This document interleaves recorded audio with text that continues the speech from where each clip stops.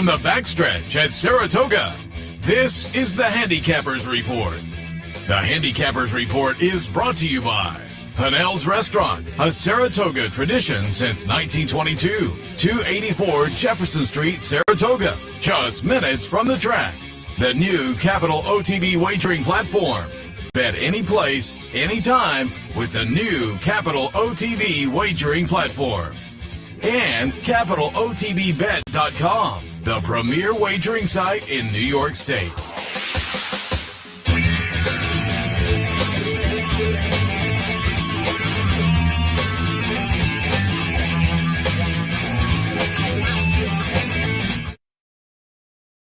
Backstretch of beautiful Saratoga Race Course alongside Seth, Merrow. I am Anthony Mormino, and at least at 9 o'clock, Seth, some relief from the heat. Yeah, absolutely.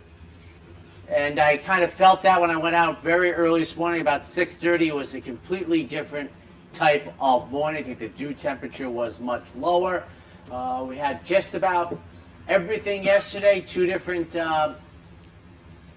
turf conditions for the races and 3 different conditions for the track.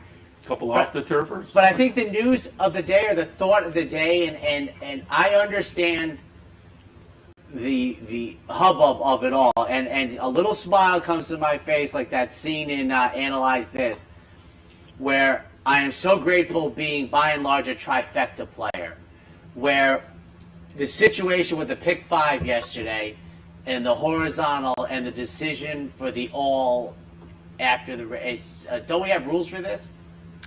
Yeah. I mean, supposedly. Did they speak to the media? Has this happened before? After the race, they changed. That's a good question. I don't know, but I know Dave Krennic tweeted about it. Yes, I saw the Twitter accounts. I was like, did anybody step forward and say, this will be the rule going forward, and we'll let you know sometime during the day what we're going to do? Not good, I don't think. I mean, it doesn't affect me. I'm not a horizontal player. I don't, I wasn't on Twitter yesterday really a whole lot, so I don't know if there was no buzz at the track, like people turning up garbage cans upside down. The fan, I wasn't getting any buzz just walking around necessarily, but there was certainly some talk up in the press box when the announcement was made after the race. But like I say, so I don't know. I'm not saying there wasn't buzz. Right. I didn't run into a lot of it yesterday. And I couldn't think because I don't pay attention that close to that is if it happened before, or if that is the precedent now going forward. And if you don't know, probably not the way I would have handled it. If you don't know, with the turf condition changing, they announced after the 3rd race that the 3rd race would be declared an all, as opposed to going, to post-time favorite or that type of thing. So decision, being made theoretically to protect the bettors, but yeah, it was handled differently than maybe it has been in the past. Think it should have been before the race? Well, anything before is probably better. Yeah, so we'll see how that shakes out, or if that's going to be the way it's going to be going forward. I find that hard to believe. I don't know that I would die on that hill that that's the way we're going to handle it going forward. It reminded me the one day that I vividly remember, and I want to say 1987. I think, Seth, it was the first time racing was canceled in the middle of the card here, and it was the 5th race. And if you remember, in the beginning days of the pick 6, it was races 3 through 8. The feature basically wrapped up the pick 6. And they were running the 5th race, and they were coming out, and I'm looking at the horses on the track, and this will be some slight exaggeration, but first off, I couldn't see that well out onto the track. The water was up to the horses' knees almost. And they're like, they're going to run this race. So they run the race, and they cancel the card. And nobody knows what they're going to do with the pick 6, which is the only horizontal wager we have. And then hours and hours later, so I mean, obviously this was a different world, no Twitter, no anything, and it was the all button in the last 3 legs, and found out on the network hours later. Now, I don't know when the decision was made, but I know one thing. People walking out of the track were like, Well, what are they going to do now? They're holding the money. They can go any way they want to go because it hadn't happened, and they hit the all button 3 times. That was the, which in that case I think was clearly the right thing to do. So, that was the first time I remember, because listen, horizontal wagers are, well, they're not new anymore. Obviously, that's a 35-year-old story almost, but. We've had some moments here. Remember when they changed the surface in the middle of it and they didn't do anything? Yeah. Be like, well, wait a second. So, generally speaking, I never had that sort of problem in trifectas. Of course, last year at Del Mar in the Breeders' Cup, when Modern Games was scratched but allowed to run, there you have it. So, well, I'm sure there'll be some discussion today, and maybe there'll be a press release. I hope so, to basically say that this was the rule in place or something and nobody knew it, or this is what we're going to do going forward. But good day for Dylan Davis. Yeah. A 3-bagger at Saratoga is a great job. I think it was a pretty good day for yours truly. Pretty good. Which is why I decided long ago, about 19, I don't change my picks. If the trainer wants to run the horse, I'm with them. If I figure the trainer thinks that they're going to be like, they'll just scratch and won't let the horse get hurt. Well, what about MTOs? This is my feeling about MTOs. They are 3 to 5. They're almost not always. That's the funny thing. No, I've advocated for a long time. Box up the MTOs. Sometimes they get ignored. I saw I think there was one the other day, might have been odds on as an MTO. The odds are short, and once again, it's my kind of contrarian thing. I think most people are going to go there, and I'm comfortable not going there. And then sometimes, remember, we used to think this. Remember when the MTOs always run on the outside? Yeah. And we used to think that maybe trainers didn't want to be parked outside, so they put them in the body of the race, hoping it would come off, and they draw post position 3 instead of maybe post position 8 or 9 if that many stayed in it. It's different today as long as the race. I guess what if the race isn't filled, overflowing, they're in the mix as if it's normal. They were going to run and then let the chips fall where they may. But I have, just in my mindset, I've never done a study of it. I've just said like, I think the MTOs often are the favorite in the race. Do you think that's the case? I don't know, because when you said that, sometimes they get overlooked, and sometimes they justifiably get overlooked. In that you look at the PPs, they aren't particularly standouts. Right, they're getting the surface they want. You'll see 3 of them, and one of them will be the one that you think, well, this is going to be a problem. The other 2, and then I always wonder, how many of them want it off the turf, but don't want it sloppy or muddy? Yeah. And that's trying to thread the needle. I understand that, but you're really like, because how many times have the MTOs scratch when it happens? And many public handicappers have great consternation. It's off the turf. Why aren't you running? So there's a lot going on. It's why it's a great game. You move and groove. Speaking of great game, Del Mar opening day today. Don't forget that. Post time, our time at 5 p.m., 2 o'clock out there in Southern California. That means the last race will go off at about 9:30, so you can enjoy here on the network via CapitalOTBPet.com some Southern California Del Mar opening day action, including a nice edition of the open side, ocean side, with a nice full field. And I also want to reiterate, we had talked about it a few days ago, but certainly worth mentioning again, Lustgarten Foundation Day over at the track tomorrow. Keep that in mind. If you're thinking of a day to go up to the track, tomorrow may be your day, particularly if you're a memorabilia person, because part of the day, you give a donation, and out by the Jockey Silks Room tomorrow. In the past few years, all the trainers are showing up, and you can get autographs, as they say, make a little donation to Lustgarten, which is a great foundation doing research into pancreatic cancer, and 100% of the money goes into the research. So it's just a great day and a great charity, and in memory of trainer Dominic Galuccio, who passed away from pancreatic cancer, Farrier Ray Amato Jr. as well. If you want to add to the list, our former colleague Mike Jarbo from the Daily, from the Times Union, actually, and I will mention my brother also had passed away from pancreatic cancer. So I certainly recommend coming over tomorrow and making a donation. If you can't make it tomorrow, look up Lustgarten on the web and make a donation that way, because it's certainly a worthy cause. And again, tomorrow, it's 11:30 to 12:30 out by the Jock Silks room. If you don't know where that is, you ask anybody around the track, they'll point you in the right direction. Bring up a program or any piece of memorabilia you have and get some signatures tomorrow, because it'll be well worth it. And is purple the color Yes. associated with the It is. terrible disease, color purple? And it's, I would say when Dominic Lucio passed, it went from 0 to 8,000 RPMs almost immediately. Naira's attention and dedication to this, and that's great. And That's tomorrow, by the way. Yeah. Tomorrow, Saturday. Lustgarten Day, 11:30 to 12:30.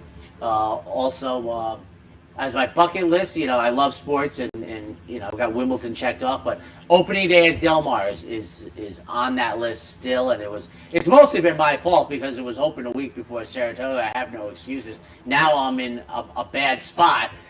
So, but opening day, I've been there, I've seen the race, I've seen the Breeders' Cup. Oh, announced that Santa Anita, I don't think too much of a surprise, got the 2023 Breeders' Cup, and it is not a West Coast bias, but I think they should, for multiple reasons, host it at least 5 out of 10 years, based on the weather, the size, and the track configuration to host the races. And what I'm wondering is, I think the last time there, they ran the turf sprint with Belvoir Bay at 5, and they made that chute so they can run, I think, 6.5 furlongs on the turf without coming down the hill.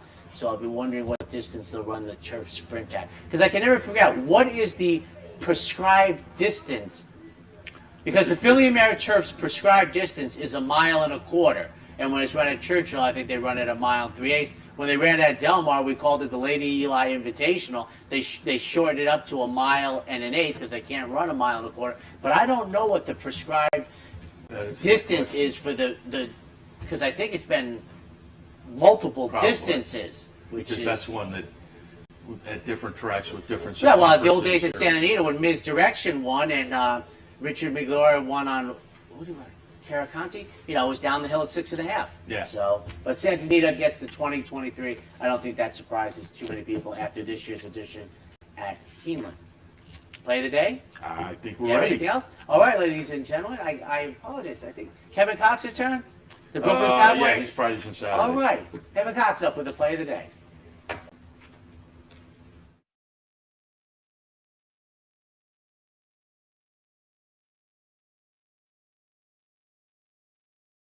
Savings drive Silverado just $3.99 a month. Yes, $3.99 a month. So come join the family and think DePaula for all your automotive needs. Hello everybody, Kevin Cox, the Brooklyn Cowboy here with you at DePaula, play of the day from Saratoga Race Course. We're going to be giving out play of the days throughout the meet on Fridays and Saturdays, and we'll occasionally be popping in with the crew on the backside in the mornings to do a little handicapping as well, so be on the lookout for that. Our first 2 selections this meet accomplished a 2nd and 3rd place finish, with the 3rd place finisher losing by a couple of noses. No excuses. And while we got some money for the bankroll crew, we expect to be doing a little bit better as the meet progresses. Taking a look at today's 6th race from Saratoga, we're going to look at the number 4 Slow Decision, and hopefully this one is anything but that this afternoon. Rudy Rodriguez spotted this one in a turf route first time out down at Belmont, and we didn't feel he was particularly well bred for it. Looking at the 239 Tomlinson figure, which is exceptionally low in the turf department. Nonetheless, despite getting smacked around at the onset, this one bested half the field that day and put up a nice buyer in the process. And of course, we like to readjust the buyer speed figures. We don't take them on face value as to what's shown in the form. We came up with a 69.4 that day. Now, with the transition to the main, we take a look at how this horse is bred for the dirt. And we're seeing a 3 to 5 point possible improvement in the buy department, which will put this one in the 72, 75 range, give or take. Which once again, we don't think anybody in this field can run, and nobody in this field has run as of yet. So right off the bat, we like what we're seeing in that department. There's a jockey change to IRAD today. It's not a huge jockey switch, but it's definitely a little bit of an improvement. And there's tremendous dirt pedigree in the family. So I'm going to avert my eyes and try to read some of this. The mother won the first 2 starts while being a stakes winner in the dirt route. The father won the Arkansas Derby. The paternal grandsire scored in the Haskell, and the maternal grandsire won a Grade 2 route. And the maternal granddam was a stakes winner as well. So there's a lot of pedigree there for today's, we call it 2 turns. It's, 1.5 turns with that Wilson chute, but should be able to handle the trip. As for the pace of the race, there's a little bit of speed on the outside, and there's one speedier horse on the inside. But we think Irad's going to have this one placed perfectly, because there was a workout showing before the debut of a 47-2, okay, at Belmont. And we went to look at the work tab from that day, and that was a full 3/5 of a second faster than the second worker that day from about 44 workouts, give or take. That runner is Goodnight Olive, who has 4 starts, 3 wins, and a second so far, earning more than $156,000. So the fact that this horse breezed exceptionally faster than a proven runner shows that maybe they meant for this one to be on the dirt all along. So I don't expect Irad to be sending because the Bug Boy is on a speedier horse to his inside, but I definitely expect him to sit a perfect trip throughout. The value should be about 5-2, 3-1. Once again, nothing fantastic. But there's only one other horse that we see with a chance of possibly winning, and that might be the one. So if you want to do an exacta saver with the one on top of this horse, feel free. There's not a lot of big runners signed on, so you shouldn't be scared of much. And that's it. That's our play of the day, our DePaula play of the day from Saratoga Race Course. And we'll be back here again tomorrow. When you think trucks, think DePaula. Then come join the family for value. Just visit, call, or click. This week, celebrate with savings. Drive Equinox, just $259 a month. Yes, $259 a month. So come join the family and think DePaula for all your automotive needs. Welcome back, ladies and gentlemen. The Handicappers Report. Now turning our attention to the second Friday of the meet. It's another beautiful morning, even for those in jacket and tie. Opening day at Del Mar, we talked about in the opener. I will say we touched on how hot it was a little bit yesterday. I will say it was a funny weather day yesterday. Yes. Because we wrapped up here. I stayed around and worked. There was some workers here doing some things, and I wanted to check our internet and when they finished. So I was kind of sitting here doing some work. And within the span of probably 2 minutes, it went from this to a torrential downpour that kind of wrapped up before the racing. And then before, I think it was the 8th race yesterday, I was sitting talking to somebody. And yesterday, I will say, and I thank you to everybody because it happens every year. I ran into a lot of people who watch the shows and appreciate the shows yesterday. And there were a couple of guys who walked up to me, and I had to go back and look through my notes because I vaguely remembered it. And they walked up and they were giving me high fives going, "Hey, that $500 exacta Woodbine, thanks." And I remember there was a good day at Woodbine. Then I had to go back and look at the notes, and it was the end of May. But they watched the show and they love it. And coming into the paddock, there were some folks taking, "Well, hey, can I get your picture?" And I'm always kind of like, "Well, if you want it." But that was nice. But I was talking in the clubhouse by the big screen with a membership partner and one of the partnerships that had won a couple yesterday. So he was over the moon. He had another one coming up in that race. That one didn't do, but you get 2 wins up at Saratoga, and then, he was pretty happy. I would think so. But we were talking and watching the big screen, and then I heard some noise, and I turned around and looked out, and once again it was pouring rain before the 8th race. But it was like this. The sun was blaring. It was bizarre. Andy posted a picture. It's raining and sunny out. Oh, it was absolutely bizarre, and that kept up for a while. Very rare that you ever see that sunny and raining simultaneously. Yeah, funny weather day. All right, did you set me up, or are you setting me up? No, we're about to get there. Yep. All right. The opener, 2-year-olds, open company, maiden special weights, 5.5 on the turf. Top of the page, I have written wide open. I think it is, it's a fun race, but it's a wide open race. I went 6, 7, 4, and 2. I put a praise on top. We have 75% of the field covered, you and me, the main body. We have nothing in common here. I said wide open race. That's why I brought it up. Now we are validating. But it's Chad Brown and Klarovich, and anytime I'm looking at a 2-year-old from that team, first-time starter, I'm attracted automatically in that direction, and this race is no exception, particularly when I can get that team at 4-1. A little bit of breeding, some steady workouts. Breeding-wise, there was nothing really jumping off the page. The things I normally look at, there was nothing really hopping off the page at me. So I tilted in the direction of the potent team. Second spot, Inflation Nation. Sire Speightstown, 31 first-time starters this year, 5 winners, 3 seconds, 5 thirds, so 13 in the monies and 31 starts. Worked 10 flat before that April sale. There's a sibling called Merrow, if I'm pronouncing that correctly, that won its career debut in France, albeit, obviously France on the turf, but albeit at a mile and an eighth, so a little bit different than the sprint today, but I think this horse will be live. Third slot, I went with Alexis Zorba. Just going to be interesting to see what Joe O'Brien does over here. And this one is the morning line favorite, correct? Yes. Yeah. And I'm going to be interested to see what the betting public does. Are they keyed into the O'Brien name over here?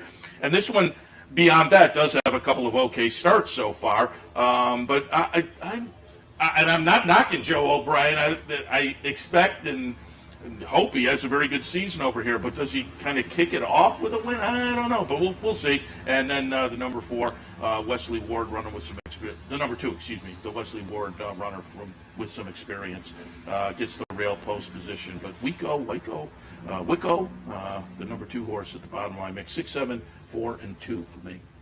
I thought this race was very interesting for starting with Seth's horses, a couple of them. The first-time starters that are on the outside of the main body, they're all next to each other. I don't know who's going to have the early speed if somebody can pop the gate. The reason I said that is because I think that will be a key advantage in this race, as it often is, because the horses who have run in the United States, I think, can have the racetrack taken away from them based on their, start. And the European, as such as Alexis Zorba, Joe O'Brien's trainer, is a European and reads track leaders, which is fine, but I'm never sure how that really transfers to United States racing versus European, where they often can be found cantering early in the race. So from that regard, I find it intriguing, because I think if any of these jockeys have a horse that has some early lick, it's like, I think you'll be in a good position. At the end of the day, wasn't on the horse at 3-5. I'll be happy to be on at 6-1. From the edge, number 2, Wesley Ward's runner, makes the second career start. I mean, there's little chance you would be happy at 7-10 losing, but that race, to me, going forward at $14 mutual with Jose Ortiz this time in the saddle is okay. The firster I wanted is scheduled to break for the number 2 post position. That's number 1, the offspring of Speightstown with Flavien Prat, who beat me yesterday in the Rick Violet with an excellent ride to the finish and for third. Alibi, owned and trained by Wesley Ward, who tried blinkers in the debut. This runner on the dirt at Keeneland lost at even money. And Seth, here's an example. See, Keeneland's 4.5 furlong races don't have any buyer speed figures. And that's kind of been the way it's been for as long as I can remember. But we had those out-of-town races with the Schuylerville that the 4.5 furlongs had buyer speed figures. But 2-1-3 for me in the opener. And you mentioned Practice Squad with a ding-dong battle with Dream Dakota Gold. But I believe Practice Squad had read a sibling to Upstart, so making it appropriate for the Rick Violet. And there was a little ceremony in the winner's circle afterwards, and a lot of Rick's family was there. And yeah, it's nice. All right, race number 2 on Friday afternoon. $105,000 up for grabs for these maiden 3-year-olds and up, going a mile on the grass. And I just looked on Twitter to make sure, because we had a grass race to start things off. We have a grass race here, so I just wanted to check. And on Twitter, today's grass races are on the turf. I bet you can't guess which Twitter account I checked for that. Well, by about 8 minutes daily, Mark Henning will beat Dave Grenning.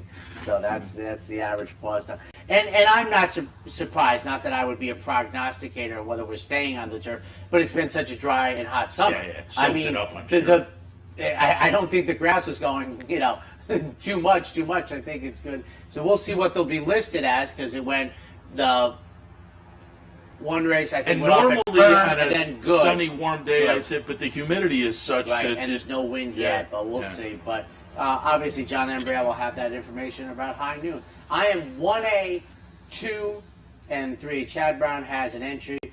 Indemnify is the plain number 1, who would be a first-time starter. I have the 1A Growth Capital, who was lost as the favorite and been runner-up in all 3 career starts. They take blinkers off for this offspring of Warfront. Second start since the middle of April. Lost at 8-5, lost at 8-5, lost at 3-5. I mean, it's even money with the entry. I don't know. It'll be interesting to see if they both go. They're both owned by Klarovich. I don't.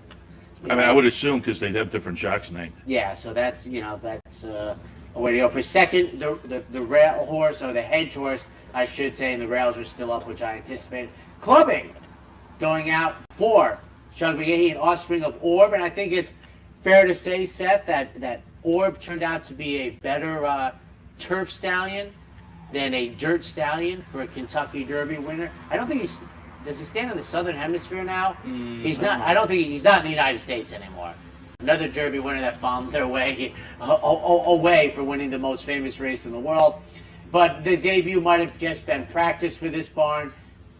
They get turf this time. They got off the turf and stayed in. And for third, number 3, the Princess Spur, Todd Pletcher's runner, comes out of the same off the turf race, the offspring of Cairo Prince.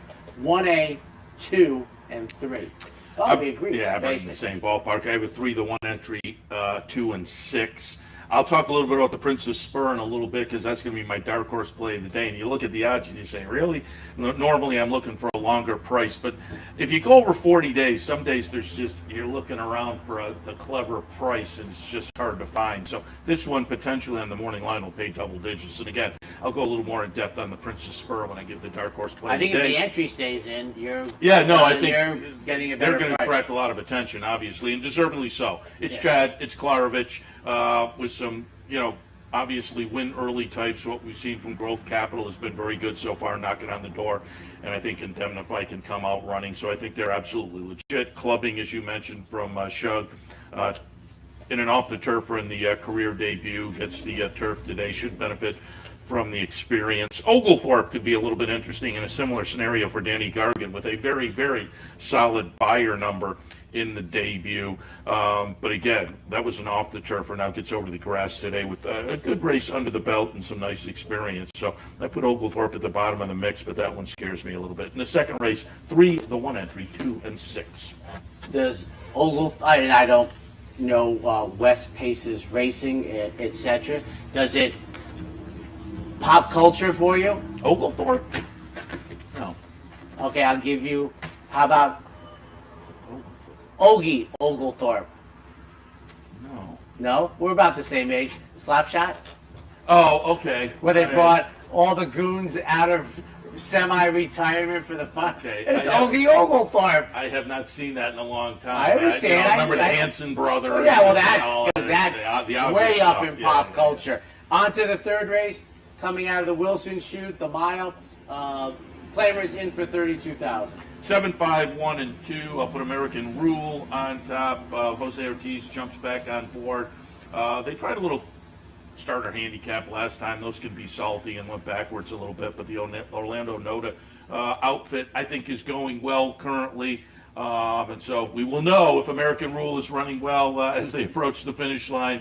And I think that is a distinct possibility if we get back to races, 3, 4, 2, 3, and 4 starts back, and I think that's very possible this afternoon. So American Rule on top, a mount in the second spot goes out for Todd Pletcher, Irod Ortiz on board. Another one that if you tried starter handicap last time, same starter handicap that American Rule was in and finished a little bit in front of that one, but the 3 races before that were much better. So we're looking for similar scenarios to these horses rebounding to a little bit of improved efforts. And again, I don't think it's out of the question. And Pioneer Spirit in the third spot. Again, another one that I think is better than we saw last time. I'm drawing a line through the last because it seems like the races before are more consistently what you can expect from this horse. So in the second start off the claim, I'll look for that. Part ownership is America's Pastime Racing. We'll have the guys from American Pastime out again this year. They're locally based, and I mentioned they have the baseball on their silks, and earlier this year went down to their horse racing night in the ballpark down in Albany because they're associated with the college team, the team of college players in that college league. It's a fun night down there if you get a chance to go down and catch it, a game. But we'll have Jason Brinkman and company on at some point. I always like to root for the locals, so Pioneer Spirit in the mix as well. The third race, 7, 5, 1, and 2. I'm 725 American Rule. I think should be able to get good position coming out of this Wilson chute, getting into the first turn, and I think Jose Ortiz will have this runner forwardly placed as he reunites with American Rule. For second, number 2, not on Seth's list. Linda Rice claimed this horse for $40,000, 2 races back. Tried that starter handicap race, that perceived one that the others are coming out of. Now gets back to claimers, less than the claiming tag. For third, number 5, Amount, who the race probably goes through Todd Pletcher. 7, 2, 5 in the third. Those are tough races because a lot of these, including Hammer and Hammer, I put that one down in the 4th spot. Okay. They're all coming off, a slight dud, but the races just before are very good. I never know what to make, and you don't know that this race will validate. Are they going the wrong way, or was that last a little bit of an aberration? They're tough races to get. And I will say that I like those because I think many folks in many broad brushes of society recency bias. Yeah, absolutely. And in horse racing, I find that tends to help me that the most recent thing, for whatever reason, whether it's trip or anything, isn't indicative, but you get helped by the price because of the recency. We'll take a quick break. When we come back, middle of the card, starting off the pick 3 and race 4. A day at the track isn't complete without a night at the Horseshoe. Great food, hot music, and cold drinks. So why go downtown when all the action's just across from the track? The Horseshoe Inn at the corner of Nelson and Gridley.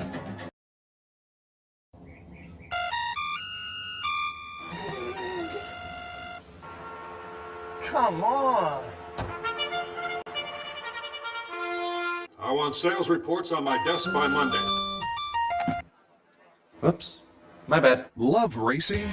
RTN brings you every live simulcast on your home television, plus live video streaming and race replays on your PC and mobile devices. To order, visit rtn.tv.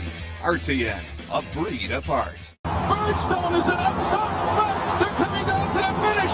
Can Smarty Jones hold on? Here comes Birdstone. Birdstone surges past. Birdstone wins the Belmont Stakes.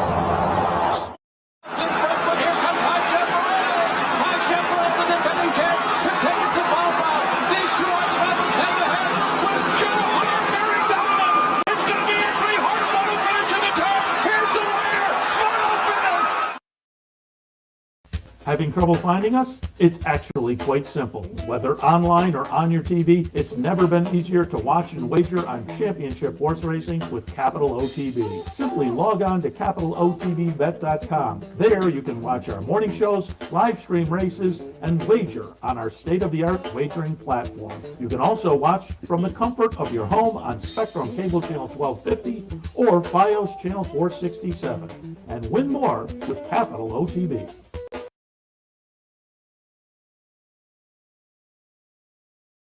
It is time now for the Friday Play of the Day, brought to you by the Friday Dark Horse Play of the Day, brought to you by the Dark Horse Mercantile, 444 Broadway down in Saratoga. I continue to say, stop by. You will not regret it. You can mingle through. They have some nice racing memorabilia as well as apparel and home decor items. Really nice place to stop, and then head down the street as well. Their sister store, Impressions of Saratoga, is a fun walk through as well. So if you're downtown, Dark Horse Mercantile, Impressions of Saratoga. Dark Horse Play of the Day today, race number 2. Our Dark Horse Play of the Day yesterday scratched, so no results to report there. It's going to happen during the meet, but hopefully not very often. I mentioned it earlier. The Play of the Day today is race number 2, number 3, the Princess Spur. And I said it's 5-1. I'm looking. We had the nice winner on Sunday, the dark horse at $34. You're looking for, with the dark horse, that kind of a thing. But hey, the dark horse is a horse that gets a little bit overlooked and has more talent. And I think at 5-1, that still applies here. And if it wins, we'll get a double-digit price. This is a runner by Cairo Prince from Todd Pletcher. So there's that nature and nurture I like to talk about. On the nature, I think the sire is a win early sire. On the nurture, Todd Pletcher can have them ready. Comes out of an off-the-turfer where the horse ran third. Cairo Prince is a very good sire of first-out runners, and I say it often. If these horses with the win early breeding don't get it done in start 1, start 2, maybe start 3, but then switch things up, take another look, and maybe you'll get a price as well. This one debuted on the dirt on a muddy surface, now gets to the turf today, so there is that little switch up. Also, there was a sibling called Hunting Season, 5th in debut, but then a couple of seconds and a win in the 4th start, so I thought there was some nice, very early talent with the sibling. Another sibling, maybe not so much, but if you can find one or two of the siblings that show that, and then, overlay that with what I think, again, here is a little nature and nurture with the Cairo Prince sire on top. I think this horse is really interesting this afternoon. As we said earlier, the Chad Brown-Klarvich entry is going to take some action, so we should get a little bit of value. In the second at Saratoga, the dark horse play of the day, number 3, the Prince's Spur. All right, let's jump in back into our Friday afternoon action with race number 4. Maiden Claimers, $75,000 tags, mile and 16 on the grass. 6, 7, 8, our first time in for a tag, and I did not get past the 8 on top. 8, 5, 3. Chad Brown's runner with Manny Franco has been the favorite in every race after they debut. 1 synthetic try, the other 5 are on the turf. 4 second place finishes. We're on the outside. Even money on the morning line. I think we'd be grateful to receive that. For second, number 5, Candlestick Maker, making the 3rd career start. Now this time running for a 75 tag versus the 2 efforts at 40. Just got beat in a photo in the last, finishing 3rd, beating neck with Dylan Davis aboard. He gets the call back. And for 3rd, number 3, Miss Bonnie T, first off the $75,000 claim. They add blinkers, 8, 5, 3. I have it 8, 7, 3, and 2. Excuse me. I thought the 4 was also a little bit interesting. But I put Beachfront Bid on top. Chad Brown trainee that steps out of Maiden Special Company. I think, for a Chad Brown runner to get 6 starts and 4 seconds and a 3rd is maybe not boding well on the win side, as opposed to, certainly you got to have it in the money, but I think the class relief does move this horse forward. That said, I'm glad it's an interesting runner. I've talked already a few times about liking the Augustin runners when they come up to Saratoga. Used to like Jonathan Shepard as the trainer, but Jonathan Thomas has ably stepped in, and I had to come up with some stats for the Times Union, as I do every day, and it was interesting. Jonathan Thomas, with the maiden special weight to maiden claiming move the past couple of years, 9 of 19, 47%, but cutting it down to turf, 5 of 7, 71%. So I thought some live stats there on the trainer, and a horse that, again, with the Chad Brown runner in here, will offer maybe a touch of value. And then the 3rd spot is that Miss Bonnie T. 12 starts so far and hasn't gotten it done. But again, I just think, boy, this horse, if you look pretty consistently, puts up numbers that match with this bunch. In the 4th, 8, 7, 3, and 2. On to the 5th, 3 rolls it up. Claimers in for $35,000. Restricted to non-winners 3 lifetime. Going a mile on the inner turf. I went 8, the 1 entry, 6, and 7. I put Future Victory on top. It's Todd Pletcher. It's Mike Rapoli, stepping out of Allowance Company. Was in for a tag earlier in the career. Went for a maiden 50 tag at Gulfstream early last year, and won that pretty convincingly. Before that, after that, was not in for the tag. So, again, I think this is one of those a little bit realistic. A team that maybe wants a win or a number of wins up at Saratoga. Mike Rapoli in the winner's circle yesterday, but I think the class move is going to be absolutely beneficial. Future Victory on top. Chess's Dream and Foliero in the second spot, the entry. Between the two, I'm probably a little more enamored with Foliero, coming up most recently from Churchill. But again, I think this horse bouncing back into a claimer is going to find that beneficial. So the entry in the mix, and then Our Country going out for Randy Hill and company, George Weaver Training. Been facing some starter allowance company, so another one that probably appreciates the move in for a tag. We saw the horse in for a tag most recently 4 starts back. That was a win. I would think that is very possible with the class move again today. 8, the 1 entry, 6 and 7. I very much like Our Country, Seth, for a couple of things you said a lot. The race Seth's talking about was a 2L. Then realistically, from a sharp barn like George Drew, they tried starter allowance.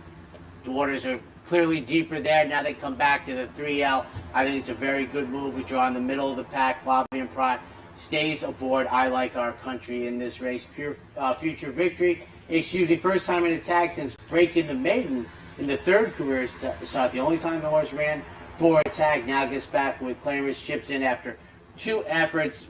Runner up at the Jersey Shore. They take blinkers off. And for 3rd, I have number 4, Bricko, going out for Jimmy Bond. 6-8-4.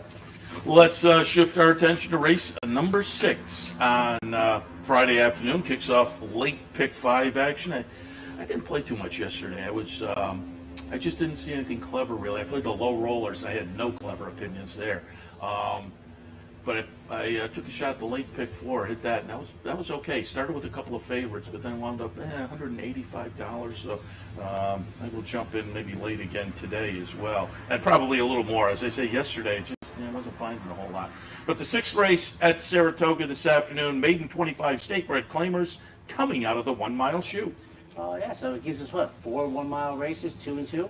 We had one yesterday with the off the turfer. 3-8-5, ladies and gentlemen, and Tuesday's Child gets my top pick for Gary Siaka.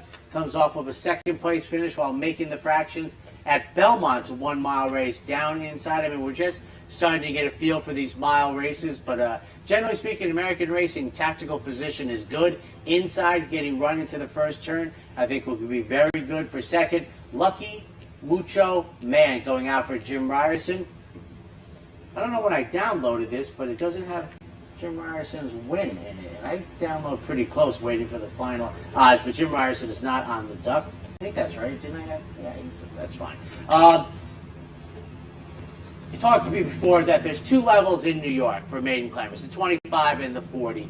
And, you know, based on the field size, but on average, there's disparity there. I mean, that's a big difference. But this horse tried the 40s, tried 25 most recently, finished much better. Comes off, that was coming out of turf races. Tries it again with Jose Lascano, the regular rider, for 3rd.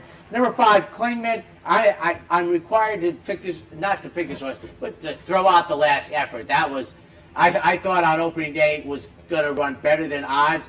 Ran worse than odds, so I'm throwing that out. 3-8-5 in the 6th. I was interested if you were required to pick it. I was going to be interested to hear the story. No, I misspoke. No, 4, 2, 3, and 8 for me. Slow decision on top. Rudy and Mike Rapoli comes out of a turf try in the career debut. Seems like that was maybe a good practice effort to build from. The sire overanalyzed, a really good sire of first-time starters. And again, this is now a 2nd-time starter, but does change surface. Those first out stats indicate win early potential, so slow decision on top. Ria's Angel in the 2nd spot, getting some class relief for Horacio De Paz. And then in the 3rd spot, Tuesday's Child from Siaka, coming off a string of 2nds and 3rds that say the horse is in decent form right now. In the 6th, 4, 2, 3, and 8. And I was right. I think we both had Pure Bodie 2 days ago for Jim Ryerson, the $10 winner, got him off the duck. Take a quick break. When we come back, what is it? The late pick 4.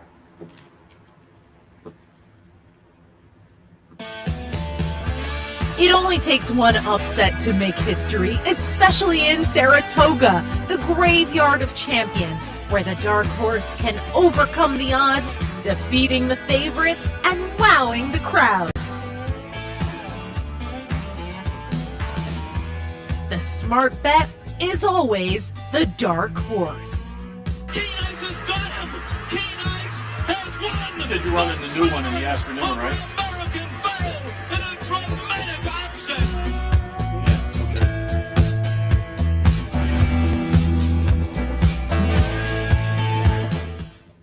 Hello everyone, I'm Scott Bartley, and I'm here at the West Condominiums in Saratoga Springs.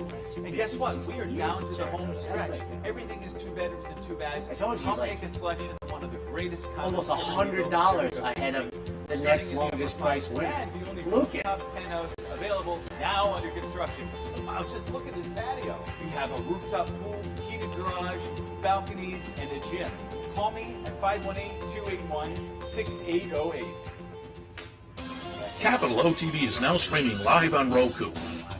The RTN Racing channel on Roku lets you watch OTB TV live through your Roku device or your Amazon Fire Stick, rather than being limited to computers and mobile devices, which means you can now watch OTB live wherever you are.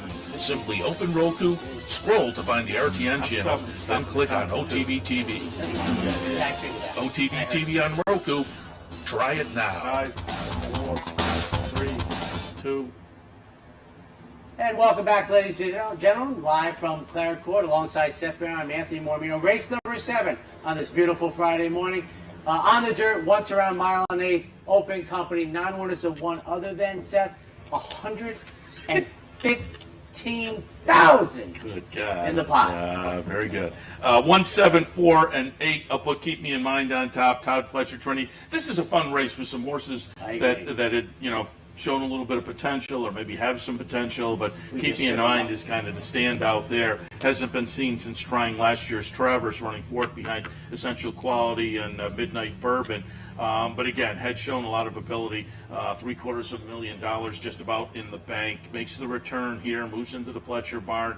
Has a couple of workouts that seem to indicate the horse will come back with his running shoes on. So I'll tilt in that direction. I don't think he's invincible, though. Efficiency is one of those horses that maybe has some upside potential. It's Chad Brown and Klarovich, a couple of starts so far. Nice improvement, start 1 to start 2. And both of them seem to indicate, again, this is a horse with some potential talent going forward. And then Naval Aviator for Joe Sharp. Good claim. Claimed this horse at Churchill 2 back off a win, and came back in a starter allowance in the next start with an improved effort and won again. So a very clever claim, and I think the horse will be an okay fit in here. Chad Brown also has fighter in the win.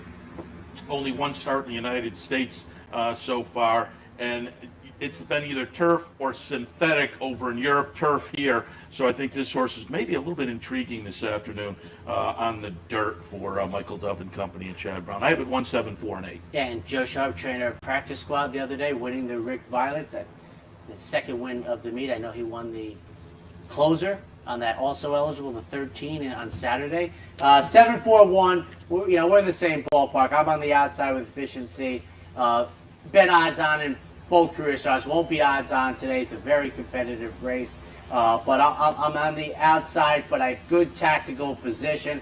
And I think there's a couple runners inside that I'm not anticipating having a problem clearing to not get stuck 4 or 5 wide. 2 wide two path is the best I can hope for. I'd be happy with that. Naval Aviator, as Seth said, a very sharp claim. Out of the claiming, won a starter allowance, steps up here. I think, I was kind of thinking of this as splitting for the exacta, because I think he's against the race flow. So I was thinking maybe he'd come running late, and horses that had tried to be too close to the pace will tire. And then Keep Me in Mind. I've said this before, that these layoffs, they no longer matter, Seth. It just does not matter as it did when we were much younger men. 7, 4, 1. You should mention, I'm looking at the ad at the top of the page. I don't know if I talked about it the other day with Dave Grenny, you and I, with Dave Grenny.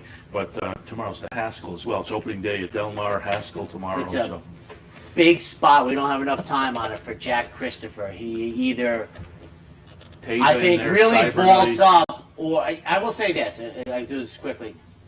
I think his whole idea behind his 3-year-old championship is maybe encapsulated tomorrow. Because if he wins, we're all looking for it, and he goes to the top. If he loses, he takes on an idea, not my idea, one turn, everything like that. And it's hard for a 3-year-old colt, I think, to win as a one-turn horse. Yeah, but absolutely. If he wins the Haskell, I think it changes everything for him. From that regard. 8th at Saratoga, State Bird optional claimers, non-winners of 2 other than 5.5 on the grass. And they might not be lined up to breed to the Kentucky Derby winners, but they will be lined up for Jack Christopher, right? So 5, 3, 6 here with turf sprints. Palace and Gossip is my top pick for Anthony Dutrow. Scored the victory at the X level for the New York breds as the favorite. Flavian Pratt retains the mount. Good early tactical speed, a very sharp jockey. For second, number 3 off of the 300 almost 80-day layoff. Christophe Clement's runner, favorite in all 3 career starts. Went through the first 2 conditions, went to the sideline after getting beat last summer at Belmont at 3-5. And for third, number 6, Sassy Melissa, Jeremiah Engelhardt, off to a terrific start, 5-3-6. Yeah, I just have them juggled up 6-5, 3-1. Sassy Melissa on top for me. For Jeremiah, seems in good form. Palace Gossip, I could have probably gone either way with those 2, but I tilted slightly off the most recent starts towards Sassy Melissa. So 6-5, 3-1. Now we're up to the 9th race feature this afternoon, the Lake George, which I always like, and not just because it is a beautiful lake and a nice way to spend a day, but not the first time we extended the meet, Seth, in 91, but I think the second advancement, and they wanted to fill in with some new stakes races and everything. The Lake George was in that group, and it gave 3-year-old fillies 2 races. It used to be the old Najana, but the Lake Placid, so it gave, and with the expansion of the meet, you could come up here and run a horse in 2 stakes races, and the Lake George is one of that crop of races. So if I had to guess, this is probably somewhere in the vicinity of the 30th running of the Lake George. I have it 6-5, 8-1. I put Eminent Victor on top. Won the career debut, then they got ambitious, and I kind of liked. They tried the Natalma up at Woodbine at Grade 1, and ran an okay third, then laid off until June, and the comebacker was really good, and improved effort as a 3-year-old. I think this horse is legit. Second slot, Dolce Zell going out. Also, like the top pick for Chad Brown. Beaten favorite in the most recent effort down at Churchill, but I wouldn't be surprised to see this one get back closer to the number. Fire 2 back with the second behind Spenderella, and then Skims in the third spot for Shug off some good efforts throughout the career, save for maybe the career debut, but you can always draw a line through the debut effort of horses. Comes in with a good workout as well. 6-5, 8-1. I eventually just had to stop handicapping this race, Seth, because I'd still be doing it. For me, the 1, the 4, the 5, the 6, the 7, the 8, and the 9 are all live. I mean, I'm throwing out the deuce and the 3. They're like the only 2 that I think have no chance. And, I mentioned yesterday that Chad Brown, I think, of all of his winners, only one of them has been the chalk, which is, I think, surprising to folks. But Eminent Victor isn't on my list, but if someone said to me, if you said to me, and you didn't say to me, but if you said the race goes to Eminent Victor after that wild applause, which I agree with you, was a very tantalizing return to the races, what is going to be if she comes off the bench at 3 and she's blossomed into this, she's the horse to beat. And you're like, well, Mormino, you don't even have her on the pick. I go, well, I told you how deep I think the race is. I think the race is 7 deep. So Dolce Zell is my top pick. Another Chad Brown runner, Irad Ortiz. He gets them out. He won the Florida Oaks. That's a race that's on the undercard still, the Tampa Bay Derby. That's their big day, the Florida Oaks. For second, the 4, Koala Princess. Arnaud Delacour's runner hasn't run since the Breeders' Cup. That was Pizza Bianca. And Seth, we had Dave Brenning on yesterday, Racing Across America, and he talked about how 7 stakes winners out of that Pizza Bianca victory, and for third, Sister Luann. So 5, 4, 7 in a wonderful renewal of the Lake George. All right, heading to a last break. Yes, that's right. The last break. Then we'll wrap it up, and a new segment on today. John DeSilva will join us with his thoughts on opening day. I don't know if he's joining us. We're wrapping. Yes, he'll be on. Yeah. He'll be on the program. We'll be right back.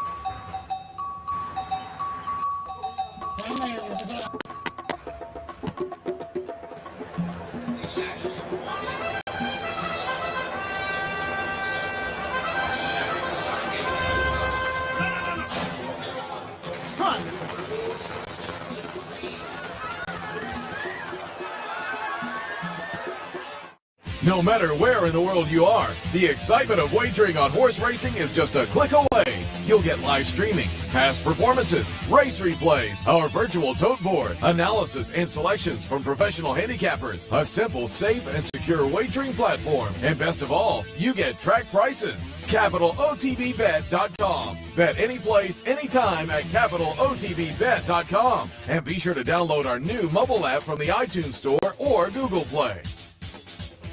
What if there was a way to become a better horse player? To have a better knowledge of the game? To be more successful? What if there were a way to take what you've learned, what you know, and make better decisions, better choices? In horse racing, knowledge is a powerful tool. Race results and replays, past performances and live streaming, wagering from all your digital devices. Capital OTB. Become a better horse player. Welcome back to Handicappers Report on this Friday. Our first guest in the Yeah, you always like to see that when you produce a show and you see the first guest you're going to have on in your line of sight. Sean Clancy in town and ready to hit the stage, top of the hour. All right, the finale at Saratoga this afternoon. State bred allowance 6 furlongs is the trip. 6:13 the scheduled post time. Oh, yeah, that should be very warm by then. 10-8-7 for me. Ready AP for West Point Thoroughbreds. Good luck to Terry and the gang. Irad Ortiz gets the mount, won on debut and then ran in the old Rick Violet, which was a dirt sprint last year. The offspring of More Than Ready has tried this condition 3 times with not enough success, but on the outside with good tactical speed and the brilliant Irad Ortiz back in the saddle, I'll take my chances. For second, number 8, Let Her Inspire You.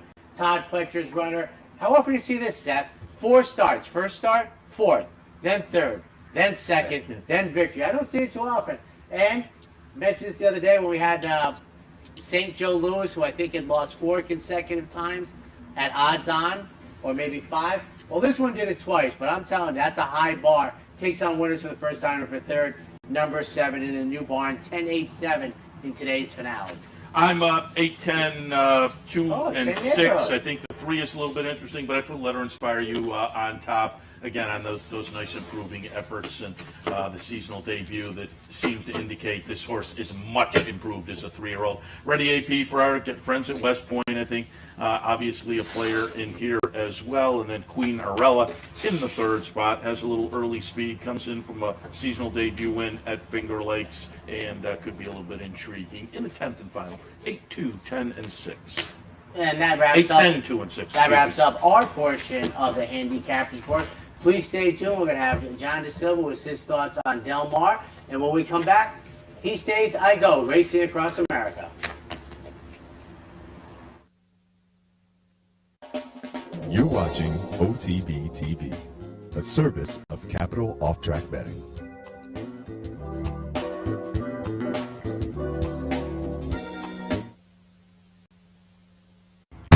Hello everyone, John DeSilva for Capital OTB, and we are here for another